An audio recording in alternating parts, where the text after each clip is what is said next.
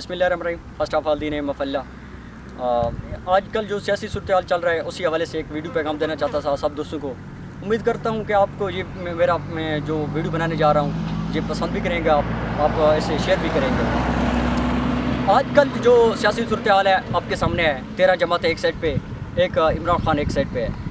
आज कल का जो न्यूज़ चल रहा था, कल इमरान खान ने कॉल दी थी पूरे पाकिस्तान को कि चंदा इकट्ठा करें।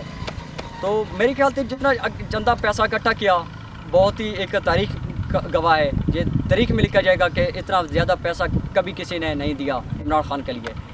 और दूसरी बात यह है कि लोग बहुत पब्लिक, जैसा कि आपने पेशावर के जलसे में देखा है, बड़ी काफ़ी तादाद में पब्लिक बाहर निकली है। इसी तरह अगर सियासी सूरत हाल इसी तरह मेंटेन रहेगी इनका, तो मेरे ख्याल से जो अगला दौर आने वाला है वो फिर PTI का होगा। मैं PTI के तमाम वर्करों को शुक्रिया अदा करता हूँ, उनसे एक रिक्वेस्ट भी करूँगा कि इस वीडियो को शेयर करें। और मैं ये आखिर में बयान देना ज़रूर चाहूँगा कि इम्पोर्टेड हुकूमत हम मंजूर नहीं करते।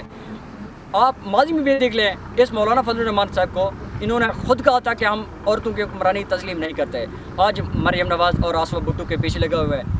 बाकी मॉडल टाउन में 14 कत्ल हुए दिन दिहाड़े, मौलाना फजलुर रहमान उधर खामोश। फिर कश्मीर कमेटी के चेयरमैन रह गए, सदर रह गए, उधर भी कश्मीर के मतलब कोई बात नहीं की उन्होंने। मतलब कहने की बात यह है कि सब चोर हैं। फजलुर रहमान कहता था जरदारी चोर है, मेरे पास बयान है, वीडियो रिकॉर्ड है मेरे पास, वो नारा लगाते थे डाकू है जरदारी। वो शहबाज शरीफ लड़काना सियालकोट, अगर लाहौर के सड़कों पर मैंने इसे ना घसीटा तो मेरा नाम शहबाज शरीफ नहीं होगा। आज वो इकट्ठे हो गए हैं सब। जरदारी कहता था नवाज़ शरीफ चोर है, नवाज़ शरीफ कहता था जरदारी चोर है। कहने का मतलब ये है कि ये सारे इकट्ठे हो गए हैं सिर्फ अपना करप्शन बचाने के लिए।